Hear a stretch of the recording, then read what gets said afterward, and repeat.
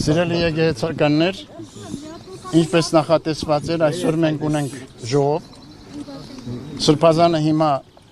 գնալու է մեր փաստաբանի հետ։ Մենք գնանք վեհարան, այնտեղ կհամախմբենք, մեր քննարկումները կունենանք եւ եզրահանգումը կանենք մեր հետագա գործողությունների համար։ Միանշանակ է,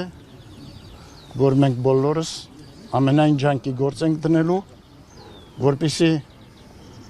արդարությունը գործի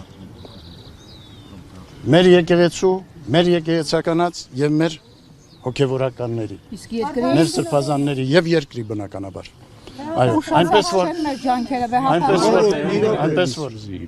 այնպես որ պիտի հրավիրենք, որ